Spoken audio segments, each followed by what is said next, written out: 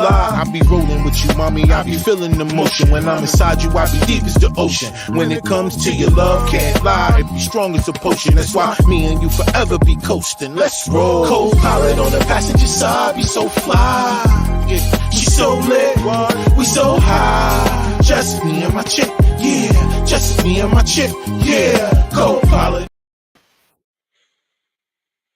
Yo, what's up, y'all? Welcome to another one, man. Sparking Conversation, and I'm your boy, Ra1.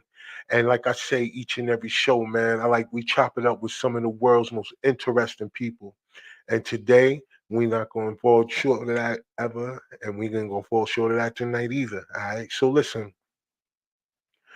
I want to make sure that I always do the same thing as always, as well as give thanks to all the people that listen to the downloaded version of this podcast, the audio version. Thank you to all of y'all, man, that actually do that, because like I said, each and every week, man, just to have people listening to us like that, it just really mean a lot, because some of the people that we have on as guests, these people are really able to get real help from the conversations that we have. So I'm so thankful to all the people that watch the playbacks, they watch us live, and they also download the audio version from Spotify, from Apple Music, from Google, Amazon, all of those places where you get your podcast. So thank y'all, because like I said, starting off in this journey, man, you just never know, right?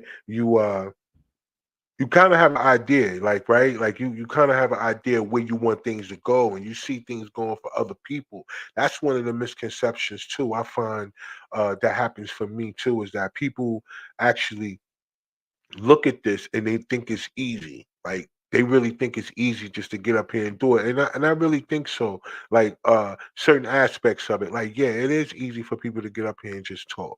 Or people to just, find a niche that, everybody else is doing and try to and just get up in there, right? And then just give their version of it. But then there's when you have a purpose to actually have some substance, like that changes the game, because then at that particular point in time, you have to be a magnet, right? So you can attract the right type of stories and the right type of people to your platform. So you continue to be consistent in the messages that you want to give out, because we have fun on this platform as well. But in the interim, this is a platform for people that actually have stories that's going on, that's affecting them, affecting their families, and affecting them in a major way. Because, like I said, we don't have that. We don't have our news. We have the news, but like you said, if it ain't big enough, if it ain't, it won't make it there. And then it'll be on there one time and then it'll fade away. But these people that are going through these things, they have to deal with this each and every day, and then for years to try to get justice. And so even tonight, like tonight's guest that we're gonna have on tonight, she's gonna get on here and she's gonna tell y'all a whole lot of things that's going on in her world. But the main thing is about her son. And I want to make sure that we give her the floor and be able to give out all the details. So we're gonna get into that, right? All right. So before we get into that, before I bring Meek up, because we got Meek in the building. So before I do all that, I want to make sure that y'all understand, like, don't be scared. Pay attention to the money. Please follow the money. I know it's a war going on and it's this and that going on. And I know it looks crazy, right? But just really pay attention, y'all, because every time something like this go on, it's a lot of people that they have living in fear, and then those people that live in fear wind up feeding the rich. And you gotta understand, y'all, we gotta live in a lot more bravery. We gotta have a lot more of that. You know what I mean? Like it's time for us to be a lot more brave in these days and age, right? In this times, it's time for us to be a lot more brave. Stop being scared to voice your opinion, and also stop being scared to look towards the future. It's okay, whatever it looks like right now. Remember, a lot of these things be illusions. So don't be scared, y'all. Pay attention, follow the money, find places to invest, and get in it. Like, don't be scared. And if it's a lot of information y'all need, just if y'all following me on Facebook, just go on my timeline. It's a free ebook out there. First of all, so you can understand the difference between personal and business credit. You need to understand that, y'all. Like, for those of y'all that have a messed up personal credit, you can really just still live the life that you need by building business credit. You have an opportunity. I just want y'all to get the information and get it going. All right. So shout out to all the links that's in the description too. For those of y'all that are watching live and y'all do click the links in the description, thank y'all so much for checking out the different companies. Don't forget we partner with Webull. Webull is out there giving out free stocks, y'all. They're giving it away. So there's no excuse for you guys to actually get in the game and start understanding and learning how these things go. They're giving out free stocks, so just signing up will get you free stocks, and then that gives you an opportunity to start learning. And then from there, you can start paying attention to what you got because you never know. You might get one of the biggest stocks out there, because it's not, they give out a certain dollar amount. So it's not necessarily, you don't know which ones you'll get. And that's the dope part about it. It's just a lot of people who won't take the chance. But the link is in the description. So for those of y'all that's not scared, all right, to take your shit to the next level, then there, it's there for you. All right, back. So look, okay, so tonight's show, right? All right, so we want to make sure that we continue in the theme of impacted families. We want to make sure they have a voice. We want to make sure that they have a platform, right? Where they could come up here and they could tell their story. And then not only be able to tell their story tonight, that we could take that story later on and then we could just keep pushing it. Because I understand what it means or what it feels like for when it's hot right now and everybody's with you when it's hot. But when you still got to keep going and you still got to keep fighting and everybody else start going on with their life, you still need that same energy to help you keep moving. And yeah, every now and then people may reach out to you, but it's a different energy when you know that it's people out here that that don't probably don't know you personally and all that other stuff, but they still got a feel for you and they out here trying to make sure that your message get heard. So that's a gift from God, yo. We gotta just call it what it is. We gotta call a spade a spade. But look, I'm gonna bring Meek up real quick and see what's going on in her world, because y'all know Meek be moving and Meek consistent, because she could be doing, I don't know what she could be doing. She could be eating, she could be driving, she could be doing whatever, but she gonna hop on and she gonna be there. And that's another thing that you can't like that's something that you got to have in you already. Right. Oh, and don't mind my cup. It's just water. I know it's in one of the, the club party joints. Like I got some. Nah, it's just water tonight, y'all. I don't know why. Like normally, I know I have some wine or something over there, but nah, I'm drinking water tonight, y'all. Mm. Well, let me see what Meat got going on, yo. Let's see. Oh, Meat, what up? What's up? What's up? I was just eating too. I just See, finished.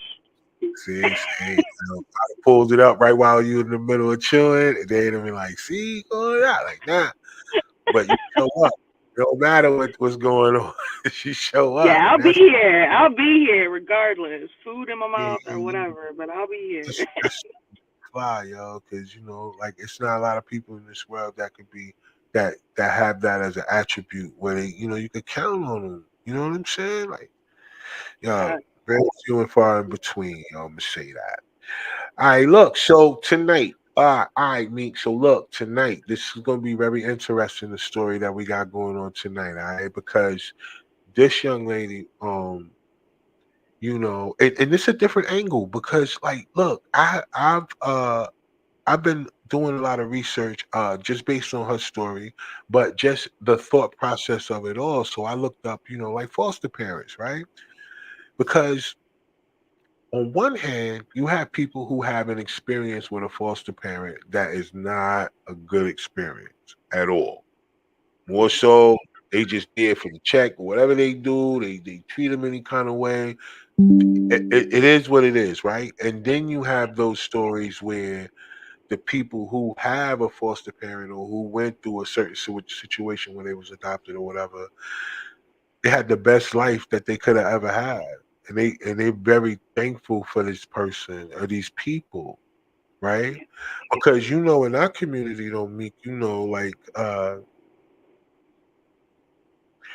racism. We talked about that last week, right? Well, we talked about that a couple of shows ago, and we was talking about how they try to separate us by that, right? Like they'll Yeah. really make us really think that white and black people, Latino and white and black, and all these different people, like they have to not get along. Yeah. right? Because somebody keep driving down each person like, remember this, remember this, remember this, and we are finding ourselves that in real life there are people Yeah. who, in spite of what you may be thinking about them on the outside, they really give a damn about the people that come into their life. Yeah. Yeah. It's like all based off of a perception they have, or a situation they had, or a story they had about that other race, but it doesn't sum up the whole race. It's very, they're trying to put it all together, and everybody, there's individuals. We're individuals. We may have the same color, we may come from the same background, but we're not the same person. And so you can't make everybody out to be that bad guy. That's a fact. And that's why I say, it's always good to not be so judgmental when it comes down to what a title of a person may be, right? And to at least be in a position, because even like tonight, like it's like I said, the whole story is it's crazy. It involves a whole lot of different pieces. Um and I'm just so thankful for the person, because she even she was one of the moms who was out here commenting for other shows that we have posted, earlier, from other parents and stuff like that, right? Showing support to them. And that's what be so interesting about the people that we have on. A lot of them be showing support to somebody else that we have on, and then they say, hey, well, it happened to me too, and this is my story, and I want, and it's like, wow, hold on for a second. You know how people be out here talking meat like only whatever they going through, they think they the only one. Yeah. That's why it's important to share your story. It's so important because you don't know what inspiration you're giving somebody. That's It's true. so important. That's true. And it also opens up your eyes to like just wanting to know different things about your surroundings, right? Like especially when it comes to being a parent. Because sometimes you just gotta be able to understand, like you're never gonna get it down perfect. You're never gonna be the perfect parent. You just gotta be a damn good one, Yeah. right? We gotta measure it based on the standard that we were parented. Either our parents did a good job or we want to do what the hell they didn't. Exactly. Either you're going to be a cautionary tale or they're going to want to be just like you when they grow up. Either way, you taught them something. Either way, you taught me something. I Yeah. gotta thank you for that. All right, bet. So without further ado, I'm gonna bring my guest up because we want to make sure we give as much time to her as possible to be able to get this stuff out because I think it's very interesting. So let's bring up Missy Lane real quick.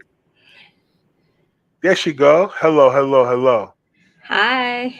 How are you? How are you? Good, thank you. Good, I good. went and got a more comfortable chair. Saw you back there moving it around, so I had to keep the Yeah. conversation going. We was like, hold on, I was trying to bring you in a while ago. I was like, wait a minute, feel like she moving. Wait. Yeah, no, I was realizing I needed to be more comfortable. Oh yeah, hey, look, I understand about that.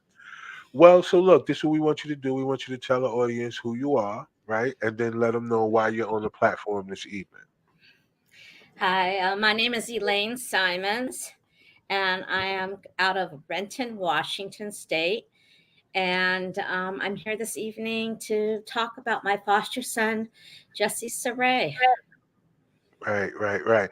And so, for those of y'all that's watching tonight, and I want to make sure that you guys follow her. We're going to make sure we're going to drop a couple of links in the comments, right? So in the comments tonight, as y'all watch along, there will be some links dropped in the comments tonight where you guys can actually click on different things that we're going to talk about tonight. But first, the reason why she wants to talk about Jesse is because I want her to give you guys like the basic scenario of what happened to Jesse. Thank you. Hi, Mika.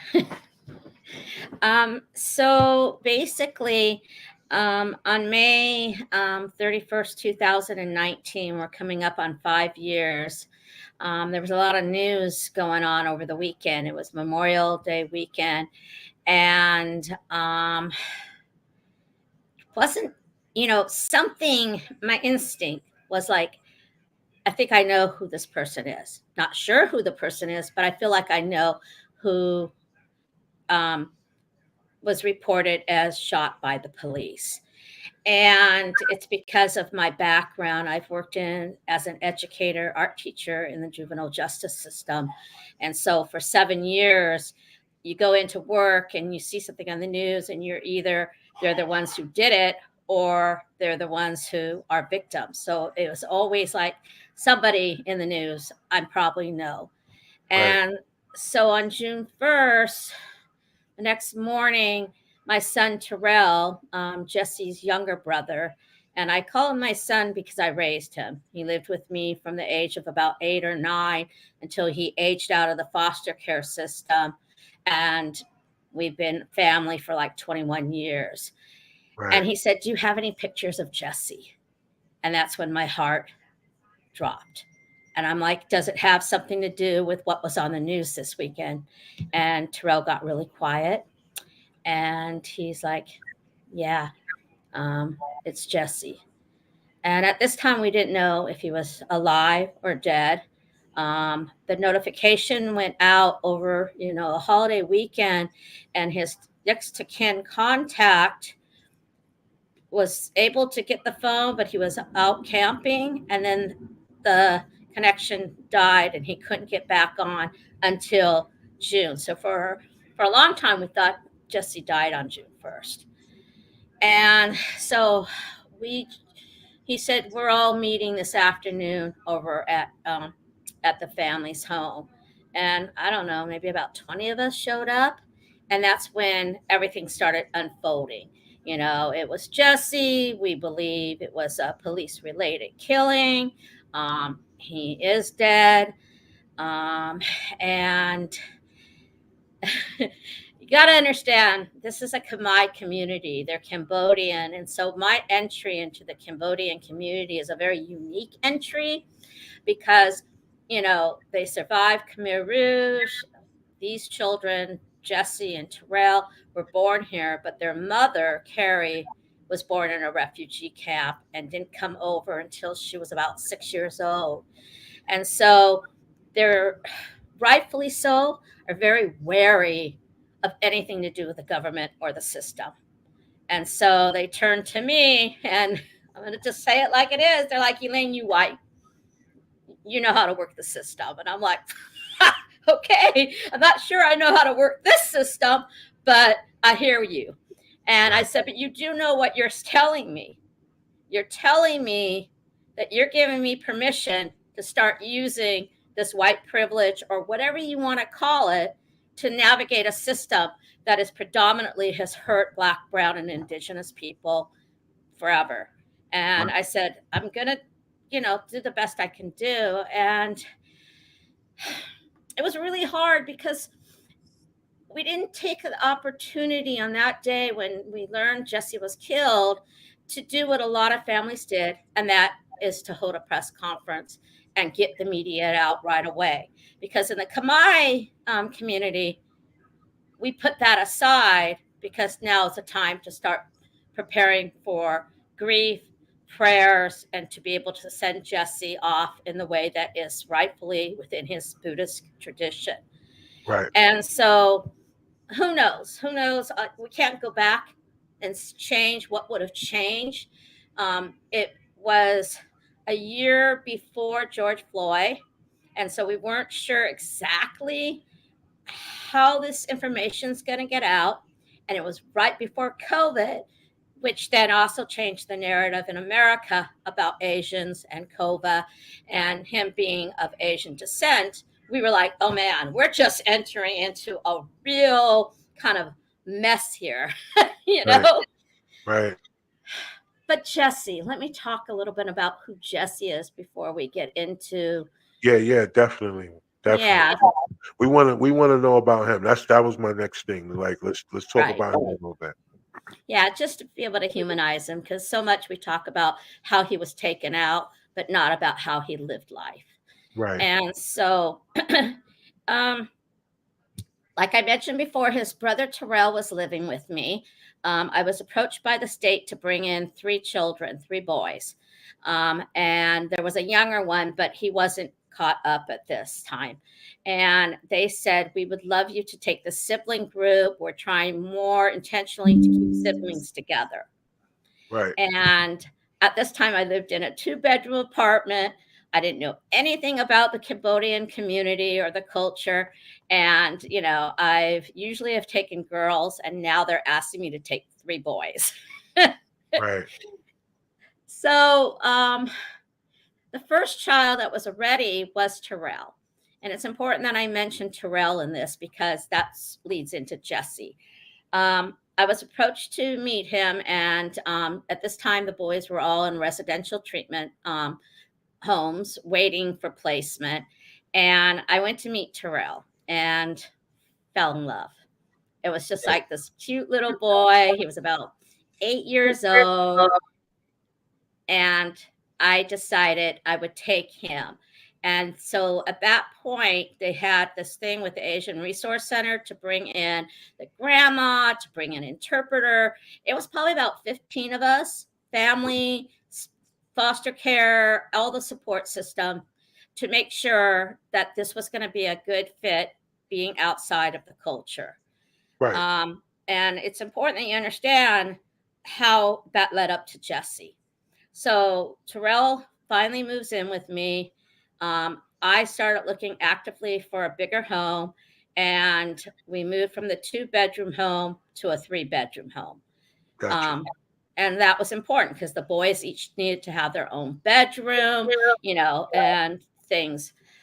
So I would say it was probably about a year and a half later that Jesse was going to be moved into my home. And the Right. reason it took that long was acclimating Terrell, making sure that this was a good placement because they didn't want to start bringing other children in, and then everything just went sideways. Right. But in the meantime, we did family visits. I started going over to grandma's home. And you got to think about this. This is back in about 2005, 4 or 5. And Wow. I would walk in, and all the little cousins would giggle and look at me like, oh, who's this white lady? They thought I was a social worker. Nobody really understood what was going on. But Right. the state said I could start initiating the visits. I didn't have to have case aides. So I got to take Terrell. He would hang out with his brothers, his cousins, his grandma, and I'll get to Jesse in a minute. But I remember one time I was in the car with Terrell, and I was kind of upset. I said, I go and I sit in this home. I smell this wonderful food. Everybody's eating in front of me, and I'm hungry. Okay. Right. I'm hungry. He's like, Elaine, you just help yourself. And I'm like, well, that's not how I've been brought up. Right. Usually Right. someone offers. Yeah. So Terrell offered me a plate of food, and I'm sitting next to grandma, and they were making a joke on me. The papaya salad that they gave me is one of the hottest things I ever ate. And my eyes started watering, and I just like, oh my God, they're poisoning me. And everyone started laughing. And then I asked for seconds. The grandma reached over, she held my hand, and that was it. Fast forward, I became auntie and part of the family. And I think it was just that eating of the food. Right. Right. Yeah. Sometimes it don't take a whole lot. Sometimes it takes things like that, like Yeah. food, drinks, other things. But yeah, it takes certain things that people use to bond. So yeah. So Jesse, look, he was ready to move in with me.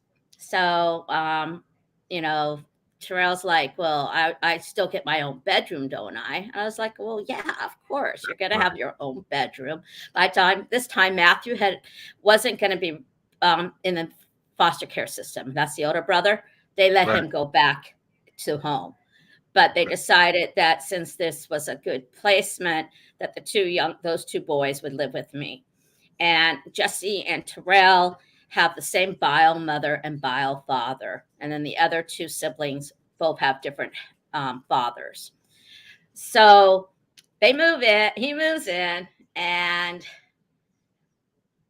he had this kind of laugh. I always talk about his laugh. It was very, he would kind of giggle, laugh, and you don't know if he's laughing at you, laughing with you. It was just that kind of, that laugh. And Right. the boys were really into Naruto. They love wrestling. You got to remember these two boys haven't lived together maybe in 3 years. Right. So I also had to deal with bringing siblings back together that have never really lived together since they Right. were very young. And my most fondest memory of both of the boys was they wanted to go to a wrestling. I was like, oh my God, I've never been to a wrestling thing. I think it was WW something. And I got them the cute little belts and their little mask. And we go into the arena, and I'm like, oh my God, what did I just walk into? That whole place was off the hook, and they came home and they went to the back bedroom in this house, and it was a futon bed, and that was, I can't remember if it was Jesse's bedroom or Terrell's. And I went to chill. I was just like, this was too much, I need to go rest. And all of a sudden I hear this bang, and I go running back, and they're both on the ground now, and they have their hands crossed. And I was like, what happened? And they're just kind of looking at me, and I'm like, what were you guys doing? They were wrestling, and the bed frame broke. Oh God. Yeah, it was just, it's those kind of memories. Jesse loved breakdancing. He had always dreamt of being in a breakdancing troupe. And it was years later that I found out that he wanted to join the Massive Monkeys, which is a local BIPOC breakdancing. And so last year, I reached out to someone I know in the hip hop community, and I said, can you get them to come to the celebration of life for Jesse? He was going to audition, and they reached out, and Massive Monkeys came and performed in honor of Jesse. Oh And it wow. was, yeah, it just was so. And one of the things I learned in this journey is if you don't ask, people are afraid to come to you. They think maybe they're invading your privacy. And I decided I really wanted to put on a celebration of Jesse's life, who Jesse was, and to bring in elements of Jesse into this big celebration. And I knew I had to do two things. I got to pin down a date and get a venue. After that, everything will just take on its own kind of thing. And if you go to our website, you will see the celebration. You will see the breakdancing. You will see the hip hop people. And almost everybody was AAPI that performed, from, SIMMONS to Chinese dancers to Buddhists coming and doing a whole Buddhist chant. And I was surprised how many people from the community actually participated in the prayer. I mean, everything about it just like morphed. The Muslim Association of Puget Sound provided all the food. So we had all kinds of really yum, falafel and pita and all that. And we had started working on a real bridge between the African American community and the Asian community, because we knew that if we just flew alone with just the AAPI community, we would miss an opportunity of creating more unity among the two different entities. And at that point, the Black Panthers of Tacoma came on board. We just started morphing and getting all this community support. Nah, that's amazing. Yeah, Yeah, it was. because what happened to him was pretty tragic. I know you didn't mention that yet, but No. we'll get to that. We'll get to that because technically that's public, so we would definitely want people to know. But yeah. So at this particular point in time, so are y'all all right? So everything that took place, did it take place in Washington State? We want to be clear for the people that's watching. Yes. Okay. Yes. So Jesse and his family grew up in what we call South South Seattle, which is like White Center, and kind of a little bit of Beacon Hill, which is largely a lot of the Asian communities would be from. And his mother and younger brother lived in Kent. And so that is also in South King County. By this time, and it's important for you to understand, Jesse lived with me for a short window. I think it was about 8 months. And then things started, like I said earlier, about siblings living together. Right. Jesse needed some more structure than I was able to provide. And so his placement, he was put someplace else. And in the meantime, we still did family visits, still continue the relationship. And unfortunately, the two brothers had a different trajectory. Terrell aged out of foster care system and stayed house. Later on, he had a partner that he had a baby with. Jesse went into being unhoused. And there's a lot to be talked about when we look at systems. And I come from a very system resistance kind of perspective, because what would have been Jesse's trajectory if he didn't age out into homelessness? Would he have had the same journey as his brother Terrell? I don't know. And that's a lot of the things that are being discussed right now. But the intersectionality of Jesse being in foster care, at the time of his crisis, when we talk about it, was a mental health call. So we have the mental health.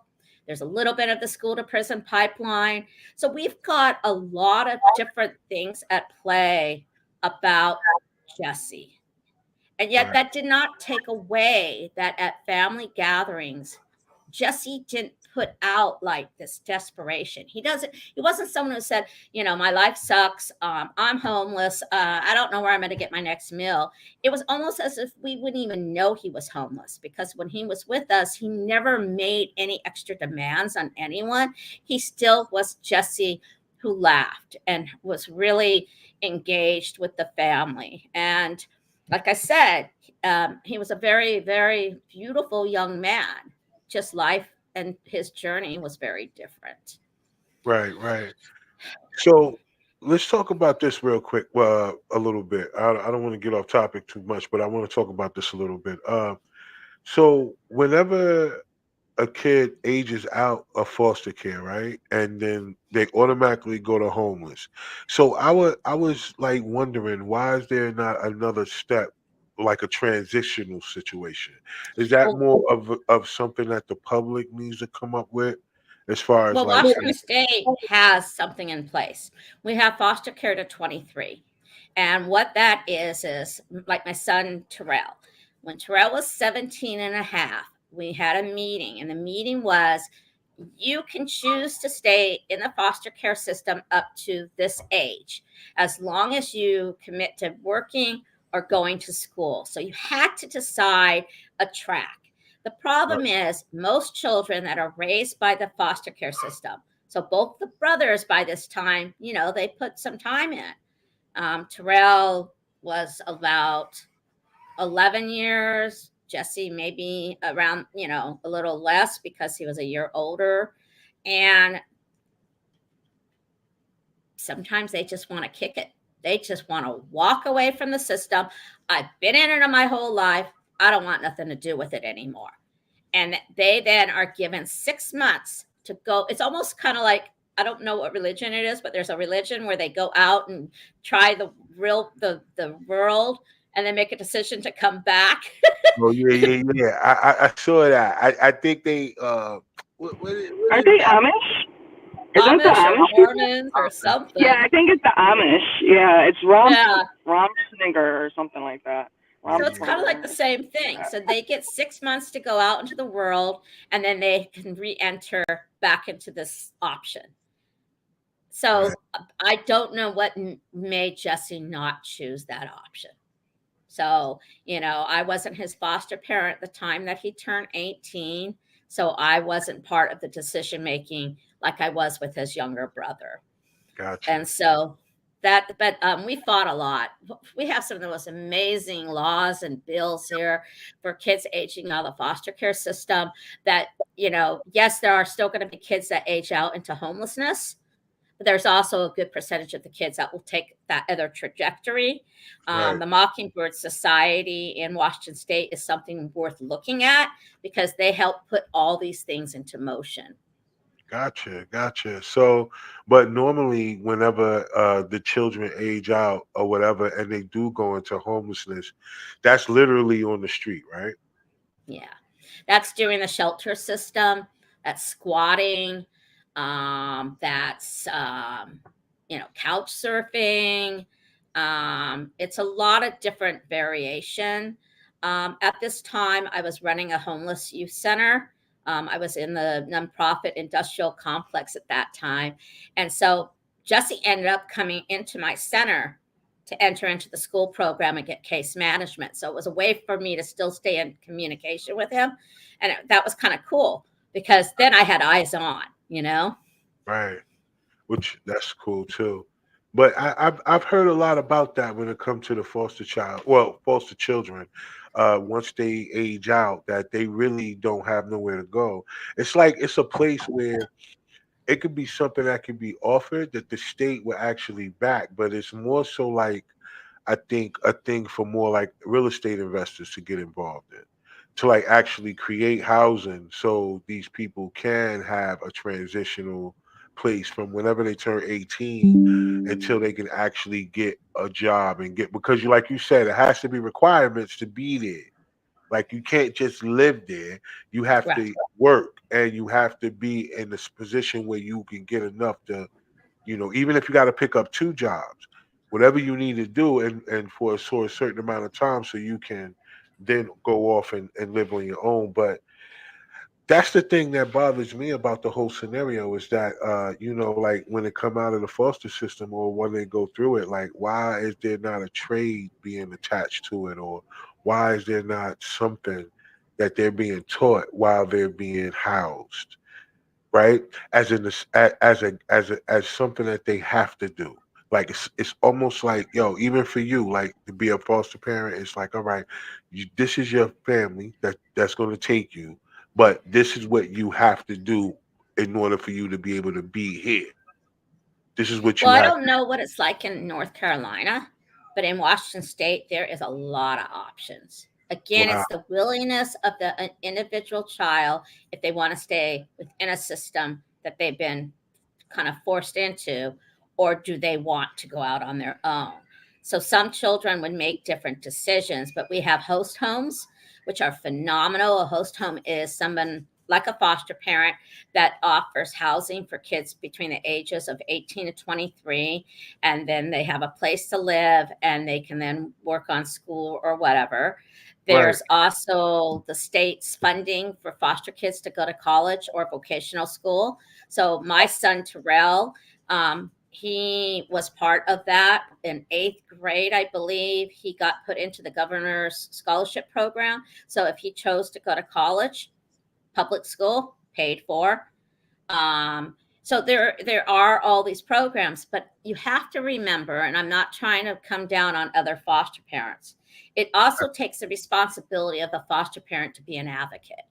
right, So depending how you mentioned earlier, some just do it for the money. And then there are some, like myself, who wanted to make this child's life an amazing life, that they would exit out in, his brother Terrell more so than Jesse, because I wasn't responsible for Jesse at that point. But right, I wanted to make sure that Terrell exited out with all the opportunities that he chose to take or not take.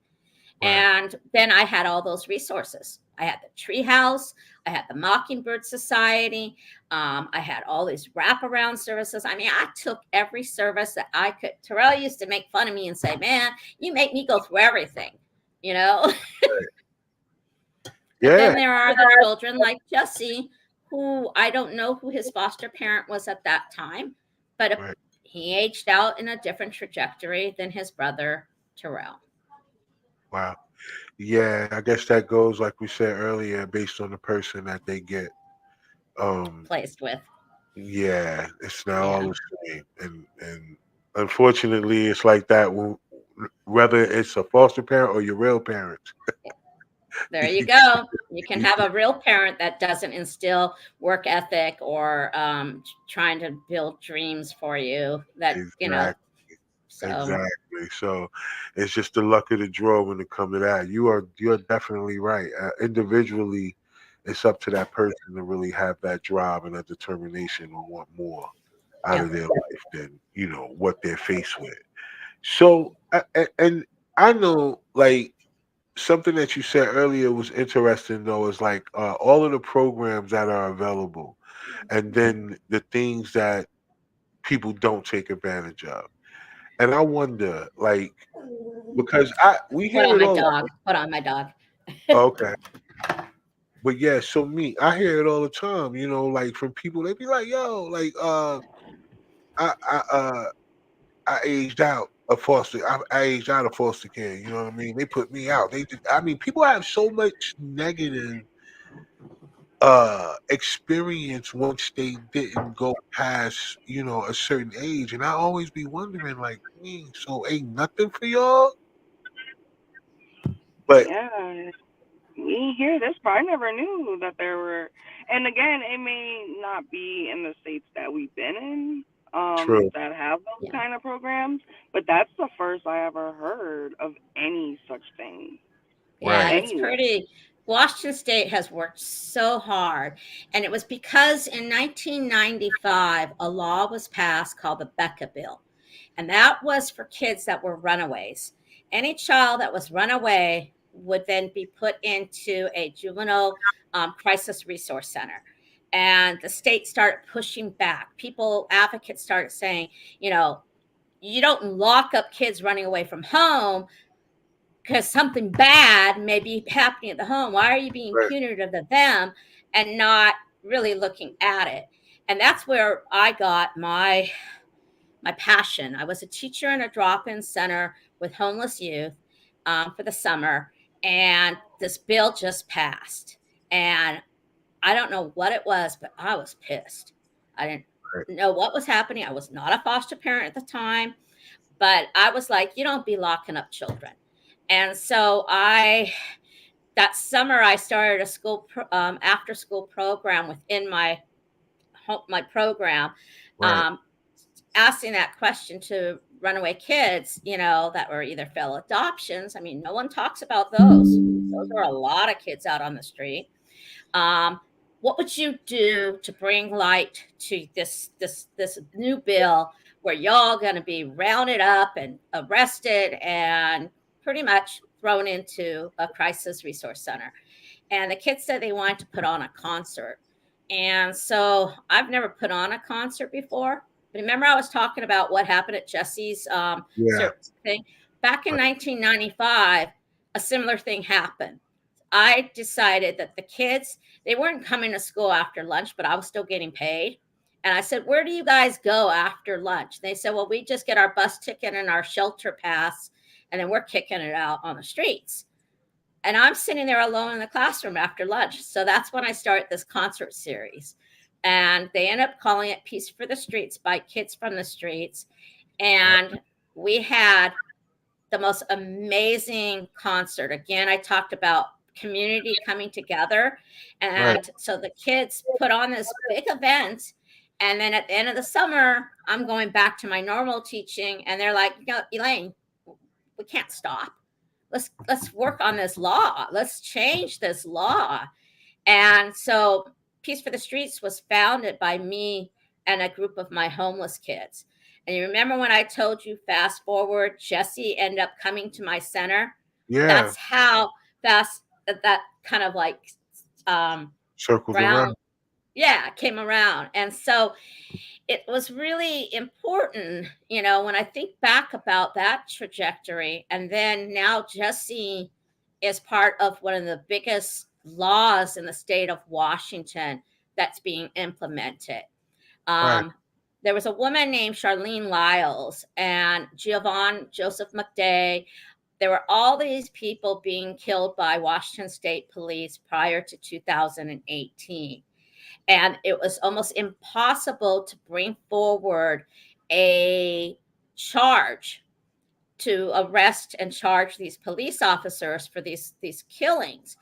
And so these are people I look up to because I voted for I-940, but I never knew that I-940 was going to come to me as a gift. And what I mean by a gift is anyone that worked on this bill, their families don't get to participate in it. If their family member or loved one was killed before 2018, they're not under this new law. And it Wow. took almost 19 murders in 2019 by cops that finally the King County Prosecution Office took a look at Jesse's case. Wow. Yep. And so in the meantime, remember I talked about the catalyst that got me out there, and that was George Floyd's murder. So George Floyd was the catalyst that gave families across the nation a voice. And I never knew how to get my voice out there. How do I show up to a BLM, rally? How do I show up for Juneteenth? How do I show up as a white person to places where I'm taking up other people's space that should be at the forefront? Right. But I still did it. I mean, riots are happening. CHOP happened on Capitol Hill. All of a sudden, I'm invited to a BLM speaking engagement. It was in the middle of COVID, and I was more afraid of getting COVID than I was speaking in front of a whole group for BLM, right? Right. And I went, I had my gloves on, I had my mask on. And I was so nervous up on that stage. I look back, I think it was June, BLM, see, George Floyd was May, 23rd, I think. I'm bad at dates, but it was right around that time. And so they invited some heavy families, mine and a couple of the other ones that I had mentioned earlier. And that was my real first speaking engagement. And at that time, I knew the name of the officer that killed my foster son. Not all families will know who the police officers are, some because under, confidentiality or whatever. And it was the first time that I got to say his name out loud. Wow. And I was on the stage. Behind me was the mayor and the chief of police of Auburn, where Jesse was killed. For all I know, Officer Jeff Nelson could have been out there, one of the snipers up above, one of the drones, one of the police. I mean, it was heavily policed. And I got up and I felt so empowered and loved and embraced that when I started to tremble, the audience started saying, "It's okay, Mama, we got you. We got you. Just, when you're ready, we're here for you." And that's when I knew that I was going to be embraced. And you talked earlier about the divisions between the different races in this movement and in our nation. Right. I have to be honest, very seldom among the impacted families. I mean, I don't even know how many times. Most of the time I was embraced and loved, and mostly by the Black mothers of the movement.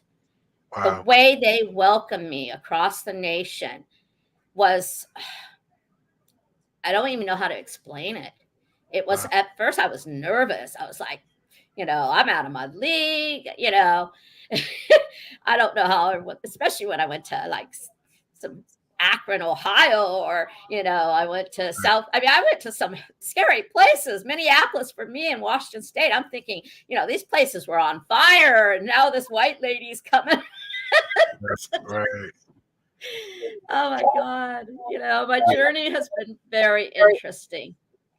It sounds like it. And that's a lot, because we have always, and speaking from being part of the Black community, brown community, indigenous people, they always tell us, or they beat us in the head about that, right? uh about how violent we are and how how angry we are and how uh annoyed and just aggy all the time, and no matter what, it always turns out that we're some of the most loving and embraceful people Yeah. to exist in spite of all of the difficulties that we face as a people. Now, I know now so much so people don't want us to remember those struggles that we went through, right? Because a lot of people want us to say, now you're not going through it, but, you know, what you said 19 murders by the police. And that I'm sure, I don't know if that's the whole state of Washington State Oh, or no, just no, no. That was, we have, since then, there's been a couple hundred. Our murder rate in the state of Washington is pretty large by capita, as far as police killings. It's because of how big our state out and spread out. right. It's like a lot of places. It's just that we're not a focus of attention. Yeah. Like Jesse's case, you would think. I mean, I sometimes ask, why did it not get the same kind of national attention as some of the other families? And I just have to be mindful. First of all, it wasn't caught on, Camera. yeah, so didn't go live like with Mr. Floyd. A lot of it was different how it happened, and so when we were approached, and this you can find out on the King County website, that they were going to bring forth charges for the murder of Jesse. I didn't really understand what they were talking to us about. They met with our family, and I was very confused because I thought what we were about to experience was the normal trajectory for all families. We didn't realize that there was also a thing called the inquest. And the inquest is prior to a charge, where it's almost like you go through the same motions of a findings to Right. decide if the courts are going to take it forward. So we bypassed that. That didn't happen to us.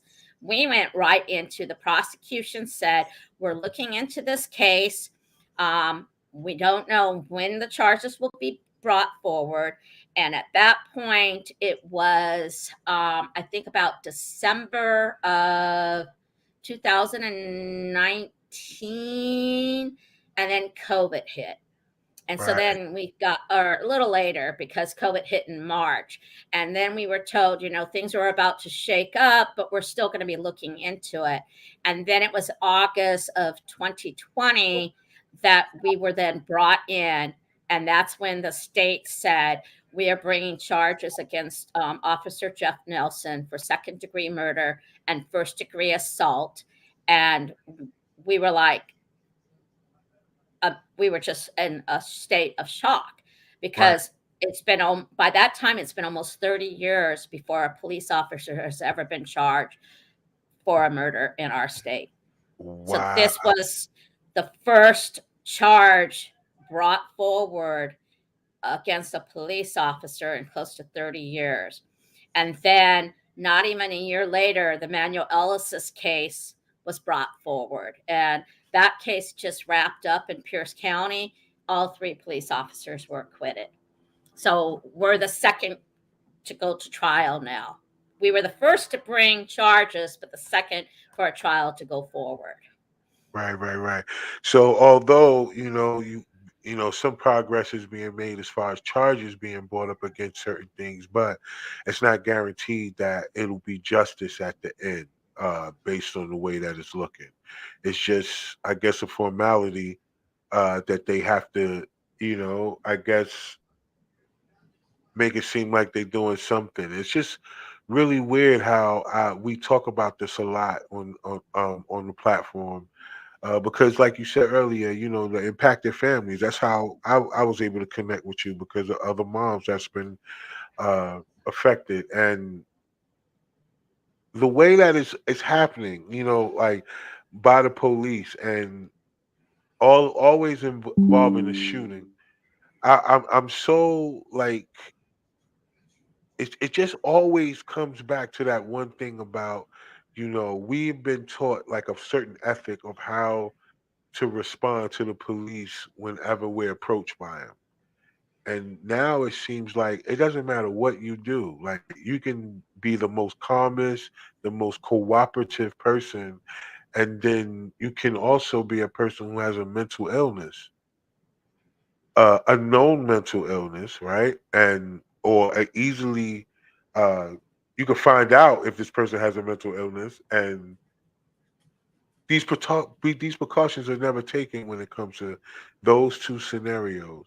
Like they have stun guns, they have mace, they have all these other things that they could do to subdue a person or to get a person to a place where they could try to get a better understanding. But it doesn't seem like that's it. They go straight to the deadly force, and families are forced to have to deal with the grief and the pain of the loss of this person because of the way that the authority that this other person has. We talk about this so much that it's like a thing where it's like, yo, we pay to be brutalized, and it's not fair. Yeah. And, like I said, I've met so many families. And, first of all, Asian Americans are about 1% of the nation that are killed by police. And then people that go to criminal case is about 1% as well. So if you look at thousands of cases across the nation and how many actually get to where my family is at, you Right, have to have a lot of grace and humility. My strongest advocate here is a mother of a son that was killed by the police, and she shows up in court with me. She knows that her child will not fall under this statute because he was killed in 2000, and I think it was 18 or something. And right, so she knows. And a lot of other people say the same thing. They say, Elaine, you know, this is justice for all of us. It's setting maybe a standard that other families ahead of us. And right, my first year, I joined the Washington Coalition for Police Accountability. And that year, we passed over 14 police bills in the state of Washington. It was one of the right, biggest sweep. But then they started doing rollbacks. And that was like, that I was like, are you serious? This just passed in law and now you're rolling it back, And then they're working on new types of things. They're looking at, they're putting in place some new things that will allow maybe a family before this new law might then be considered. And so a lot of families, it's starting to give a lot of hope. right, Um, there's I have to be always mindful that this fight is, yes, I want resolution for Jesse's murder. Yes, I want accountability. I want this police officer held to the highest accountability. But I right, also want to be mindful and remember that there are families out there that 10 years, 20 years. I mean, I met one mom over 20 some years. It's been since her son has died. And she's still out there fighting for the other families that are coming after her. And man, they are just, I don't even know where they get the stamina. I used to say, man, when this is all over, I'm taking a break. And then I wonder, Elaine, are you really going to be able to take a break? Is that in your nature? But I right. don't know.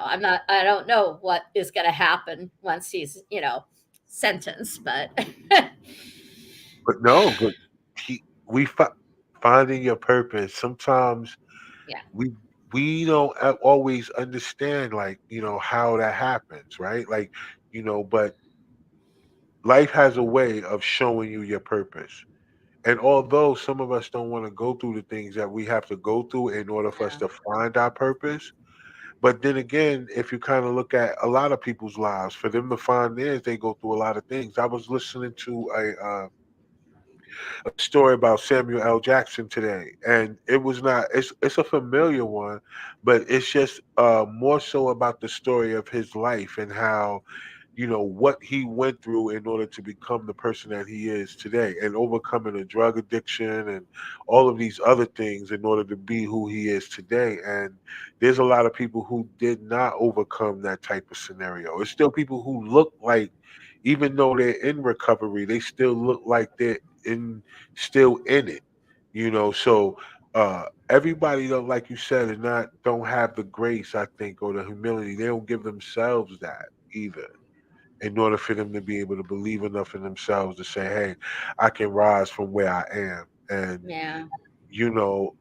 like you said earlier, Jesse made different decisions, right? But the fact of him not being here no more, and that choice being taken from him by somebody who is still around and still get to go home to their family every night. And I see him every day in court now. hey, listen, it's a difference. I won't even go down that, Yeah, but because you got to think about it. It's yeah, Jesse is not the only one. You just said that, right. right? And so we understand how that's a whole code in the community, the police too. And it's like a double-edged thing because we need the police, right? There's a thing where they out here and they say, defund the police and all these other things, but then it's like, hold on for a second. Like we need the police, but we need the police to police and not to execute, not to be a judge and a jury all in one. Like that's not your job. You're supposed to protect and serve the people, not protect yourself and kill the people. And that's what it comes down to. And then the good cops don't speak up enough. So it looks like it's all of them, no matter what, because we need more good cops to speak up.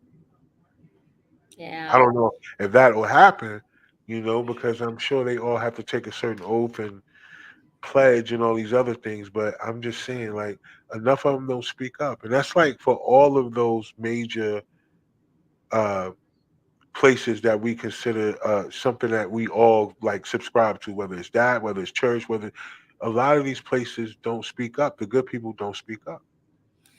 I find it really interesting you bringing that up because sometimes I get these messages from someone maybe I haven't heard from in years saying, I'm watching you. I thank you for what you're doing. And I'm like, just out of the blue, Right, and it's like, and those are the words that keep me going right, because it is a hard trajectory I am on. It's been 4 years. We've been waiting for this trial to go forward.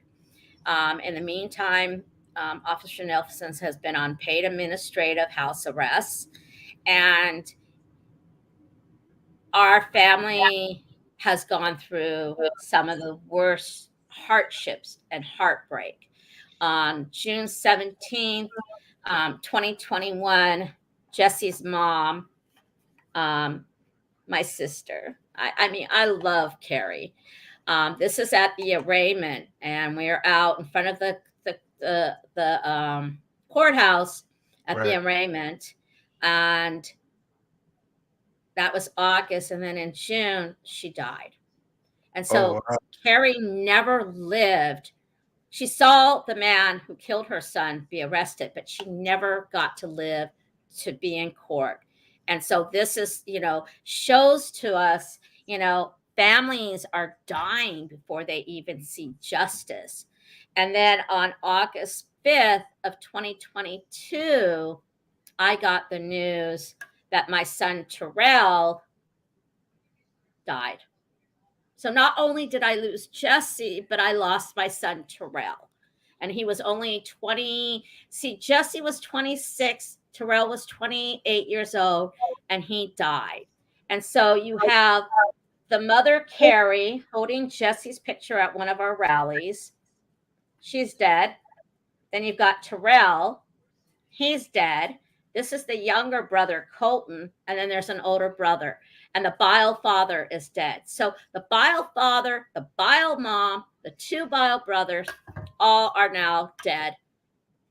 And it's like I go into that courtroom and I'm like, a whole family is just they're not there. They're just like this. They're like there. I feel they're there with me, but they're right. not physically there.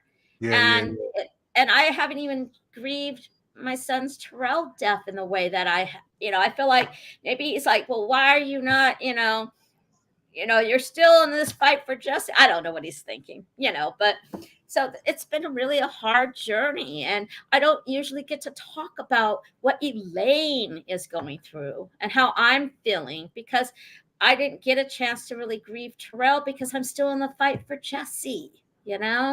Right. So it's been really hard. But the court made it, they made the announcement.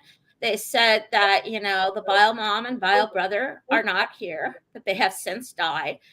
Someone said, well, why does Elaine get to speak? And the judge even said, I am the voice for Jesse. And so that was Wow. the validation I needed to hear, because for everyone that supports me, there are many behind that says, why this foster mother? Why is she, why is she there? Why does she have her voice? And that's been hard. That's Right. not an easy, especially when you were talking earlier about the stigma attached to foster parents. Hey, listen, it comes from a place of being a person that don't mind listening to people, and I do that. I listen to people, Thank and you. it's a lot of people who have told me a lot of things about their life that I would have never asked. And so it just, even with having a platform now that I'm thinking about that now, I didn't think about this before now, but now I get it, like, more so, because in life there's a lot of things that people would say and tell me and feel comfortable enough doing it, knowing that it wouldn't go no further than that, and not knowing me enough to know that it wouldn't, but just knowing or being able to pick up whatever they did in their spirit enough to be able to say certain things. So, now that I think about it, it's great because, you know, I always ask my guests too when they come on, which is weird too. I do. And I ask them about them and how they're feeling and what they've been doing and how have Thank they you. been able to get by. And very seldom are they even able to give enough of it because they're giving so much of Yeah. themselves towards whatever the cause is, that to even give them that space to say, "Hey, what about you?" And it's just like, I'm fighting. I'm going. Yeah. I'm not giving up. It like, you guys can't even talk about yourself, I even know when it's given the opportunity. absolutely. I mean, I'm not always so comfortable about talking about my needs and, you know, what it took to get me to this point to be in the courtroom. Before it was on Zoom, in some ways COVID was kind of cool because I could be at work and during my lunch break or whatever, or if I knew there was an important hearing that I had to be at, I would be able to ask my work to have someone cover for me so that I can Zoom in, because I intentionally did not want to miss one court thing in 4 Right, years. And maybe there's been a couple times, but see, I didn't know I was going to start going to court in person so quickly, because I'm in my second week now of going in Monday through Thursday in person. Um, for jury selection. And so that's been really interesting for me. And I'm glad I'm going because right, um, Sheila Banks and Uncle Bobby, two mentors of mine in this journey, have both said to me, you need to go. You don't want to show up on the first day of court and not know how they selected the jurors. And so it's been very good for me, hearing the motions, hearing everything, so that and I tell other parents, when you get the chance to go to court, be present. You may not make any decisions. You're still just sitting there, but you're taking it in. You're right, learning to be prepared that when that first day starts for trial, you're not caught not understanding. And man, there's a lot of words that come up. I go home and I research new words. I mean, it's a new language, new right. codes, new RFWs or whatever they're called. you Yeah, yeah, know? I know what you mean. Yeah, they got a bunch of acronyms and different little meanings and subtitles and Yeah, so it's learning, all that. And it's hard because I have a lot of local community activists that want to put in place things. They want to put into a meal train. They want to put in, supports for people who come to court, and they can't even start their part of it because we don't really know the actual start date for the trial. And Right, right, so I keep telling them, don't jump the gun. You don't want to say trial starting on this day and then it's a week later. So, we're all learning to navigate this, and it's kind of hard, you know. And I've already just pretty much, I'm on a leave from work. I've already made that decision. So I will be out of work for about probably 10 weeks. And so I had to prepare for that, emotionally, Emotionally. financially, spiritually. I mean, I have to figure out everything I need to make sure I'm okay. right, right, right.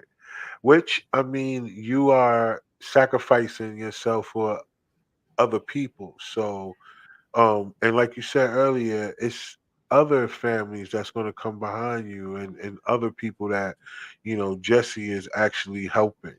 Yeah, Even with getting justice for Jesse is going to get justice for so many other people, because you don't know how many other people was affected by the same officer, or same group of them, whoever they may be. You know what I mean? So this is another thing that just shows what it's like to be a human being, right? Because you sacrifice yourself for other people. And that, and it goes so unnoticed a lot. You got to be a person who is okay with not getting praise for doing good, right? exactly. That's where that humility comes in, and that's when I said to you earlier, sometimes I have to ask, and I'm learning how to ask Right, because I'm going to need love. I'm going to need I said to people, I don't like sitting alone in the courthouse. Are we going to pack it? Do I have insurance that someone's going to always be there with me just so I don't feeling alone? right, The drive home is a weird experience every night when I get in that car and my brain is just going in circles. And that's what I said about looking up words. And I just started doing Reiki. I don't know if I'm pronouncing it. I've never been one to go to counselors, but right, there's this money that came, I think it's through the Black Lives Matter. They put money into this fund for Black and Brown practitioners to work with impacted families of community and police violence to help right. us through. And so they have different types of module of therapy. And when I was approached, would I want to participate? I said, well, I'm white. And they said, honey, you're fighting for a brown child. And so I've been meeting with this person for about a year now. And she just takes me through how to just, get through some of this. And I'm not one for doing that. That was a big move for me to, Right. start opening up to somebody about how I am feeling. Yeah, yeah, which is great. And I think you guys have done so much great work over in the state of Washington. I Yeah. think a lot of things, talking to you, and having the energy that a lot of these other impacted moms have, I think you guys can get a lot of things changed in a lot of different states. I think, I'm hoping. I'm yeah, hoping that initiative I-940, once we get someone actually convicted under it, will hopefully have other states start looking to see if that's something that they could look at. I mean, it talks about excessive force. It talks about, trainings. I mean, it really encompasses a lot of things that could be a really powerful tool for other states to model from. yeah, I think we got to do a little bit more. I think you have that on your page, right? You have that. Everything. So what I want to do is I want to make sure that the people that are watching and the people that's going to watch the playback, I want y'all to make sure y'all go to Miss Elaine's page. Her name is right here on the screen. You guys will be able to actually spell it out just like it is. Go on her page and click on it. It is learn about this bill, or law about learn about this, the I-95, right? That's what it's called, right? 940. 940, I-940, I-95. That's it. That's the highway over here. I'm bugging.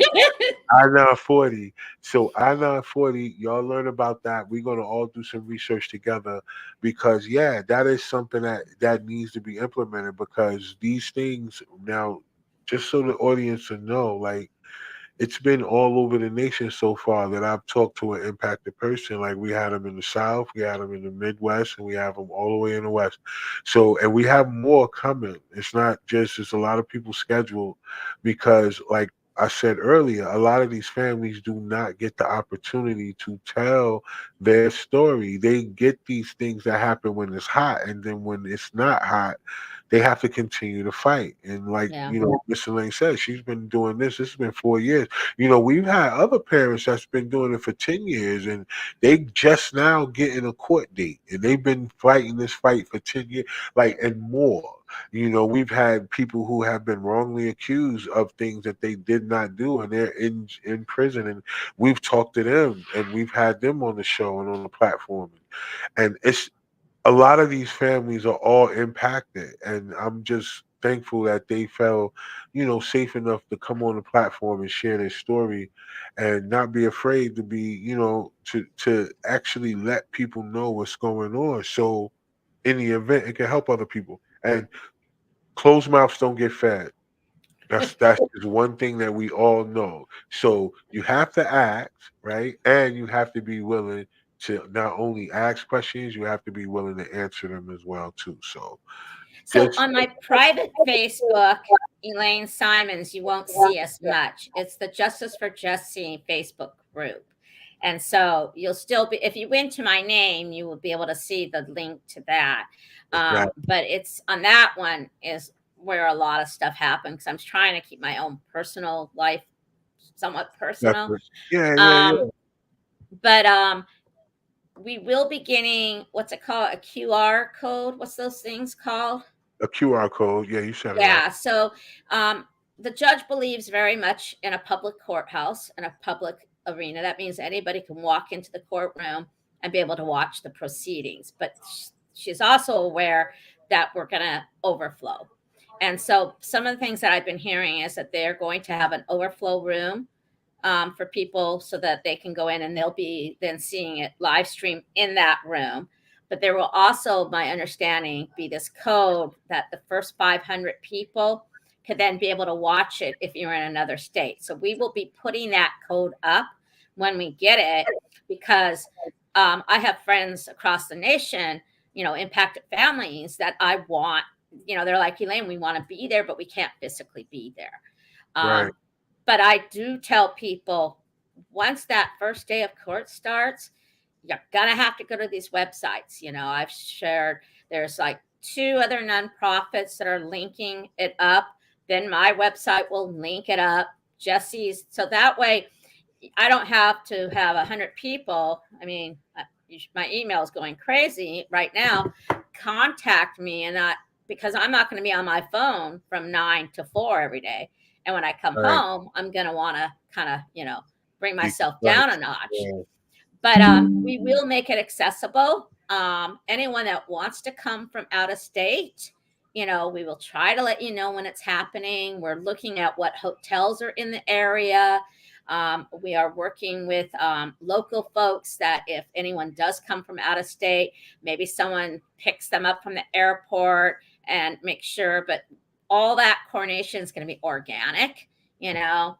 Um, and it is hard. I mean, we live so far away from people. But if you're traveling and you're going to take an Alaskan tour, or you know you're coming to do something on the West Coast, know that once this trial starts, y'all can just walk in one day, sit down, show solidarity. Um, Last week, high school students came through the courtroom.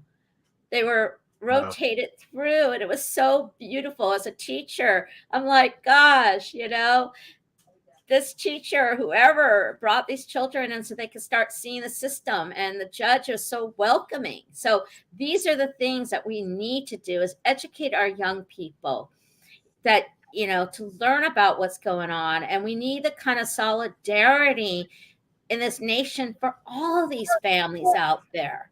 You know, we all need love and support. So and that's the educator in me, you know. Yeah, yeah, no, we get it. No, but I mean that's a true statement. We all need love and support. And so, what we want to do before we get out of here, because we want to make sure that people do get all the information that they need, because the I-940, that is very important. I want as many people as they can is kind of get familiar with that and learn it, because within that, based on what's going over here in Washington State, it could definitely move over into other states. So we just want to make sure that people understand, like, there are places and people who are trying to get legislation in to Yeah. change these things that are happening. And we want to be able to move that around to as many different states as possible.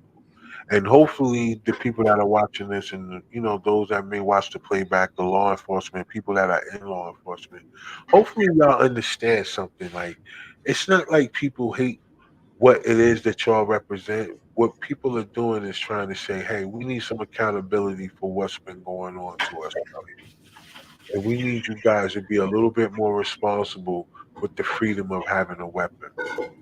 I You know, like what you're saying. I mean, it takes a lot of courage to be able to say it from that lens, because I also come from that same lens, um, of understanding that it, that word ACAB, you know, it's it, right, it's like you said, there are good and bad in everything that people do in any right, line of work.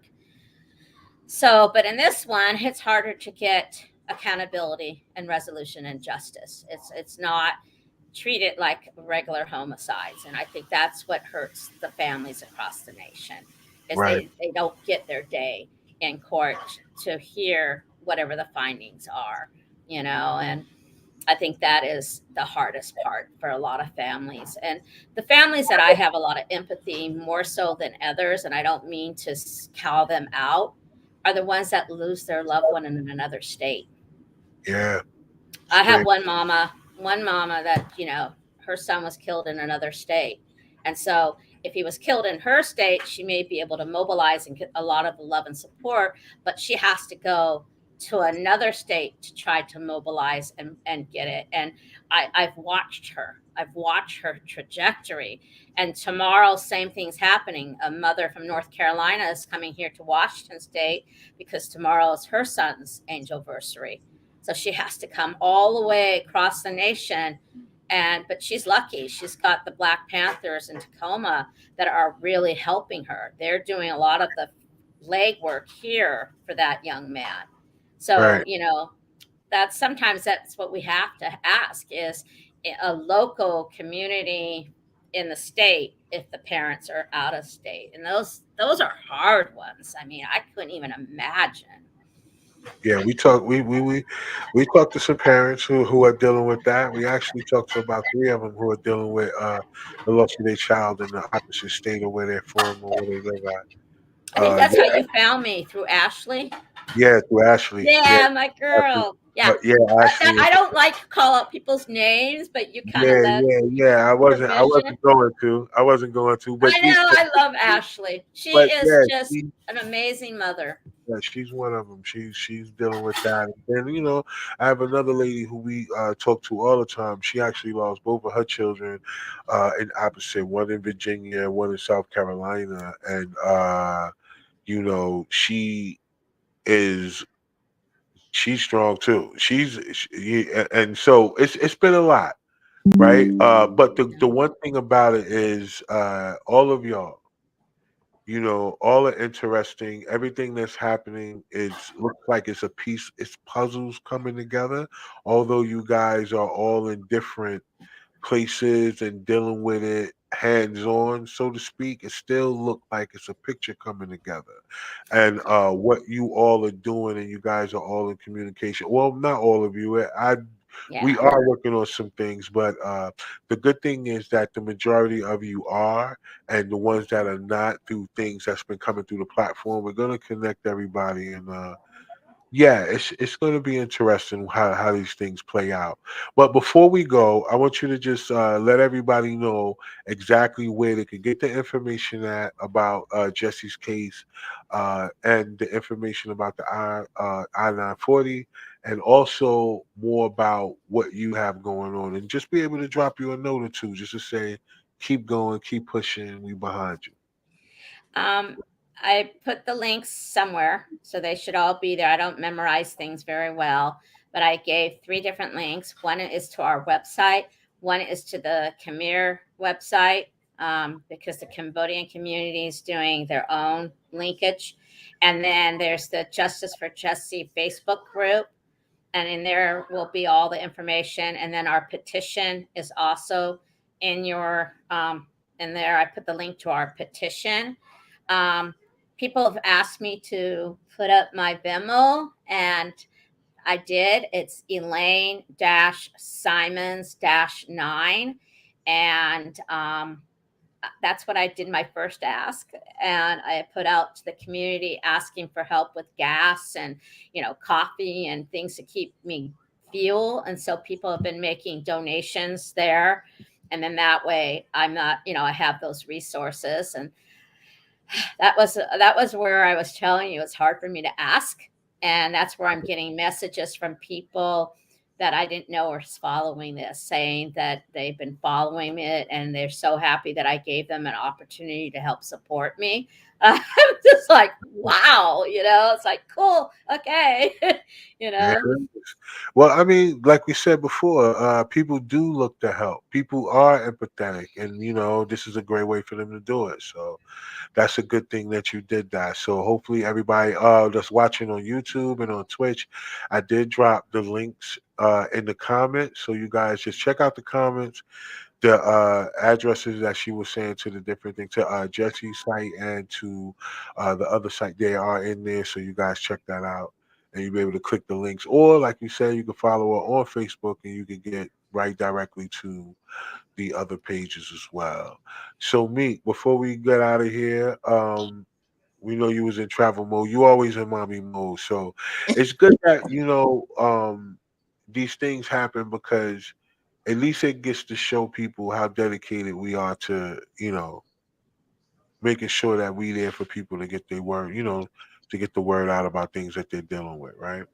Absolutely. So you got a very interesting thing going on that you and your partner is building. So why don't you go ahead and let everybody know what's going on? Tomorrow, my workshop starts. It is 4 weeks on human design, really trying to help some people really rediscover themselves, I guess, because it's already in us. And sometimes it all gets lost because of conditioning and how we were raised and things that we hear in society. And so we kind of drift away from who we were meant to be in this world. So yeah, it starts tomorrow. We have 15 amazing ladies who signed up, and I can't wait to get it started. It's gonna be beautiful. I feel like it's gonna be amazing. Yeah, no doubt. And shout out to all the ladies that signed up, that's looking forward to, redefining and refining themselves and all of those type of things. Because it take a lot to actually admit that it is something going on with you. You have lost something, because so much of us have to force ourselves into believing that we got it all together. And to admit that you need help, it takes a lot of courage to do that. Although people look down on that, but it takes so much courage to admit that you need help. And even if you have to help yourself, just acknowledging that you need that. So shout out to all the ladies that signed up. And as y'all Mika, is continue that to do, live? continue to grow. Say that again. It's a paid group, so right now it is going to be cut off for the 4 weeks for the ladies, so they get their personalized attention. But we're going to keep running it, so it'll be ran again probably sometime in June for another 4 weeks. So drop that in my Jesse's Facebook group too. Definitely go there and drop your information, because a lot of people share their things that they're doing there. Absolutely, absolutely. I would love to do that, and I create journals as well. So anybody who needs to get some thoughts out, let me know. Yeah. That's That'll pretty. help a lot of people. They don't know. But writing, it helps my life tremendously. So That's a Will you good. give me my contact information? I think I want a kick-ass journal for my when trial starts, because I'm using notebooks and I'm using little, but if I can work with you maybe to get a journal that's just like styling for that time, Yes. that'd be kind of cool. Absolutely. We could put Jesse on the cover. We can absolutely do it for you. All right, we'll talk. Okay, sounds good. Thanks. Yeah. We gonna make sure y'all connect and make that happen. I like that, yo. Yeah, that's so dope. So as far as me, y'all already know. Y'all keep following. Y'all keep continuing to follow what we got going on. Y'all know we drop new content all the time. The platform is continuing to roll. We got more impacted families, and we got more things coming. We're gonna have the candidate, the mayoral candidate. We're gonna have him on the platform coming up soon, and we're gonna just keep moving, y'all. And I just want y'all to continue to sort of support the platform.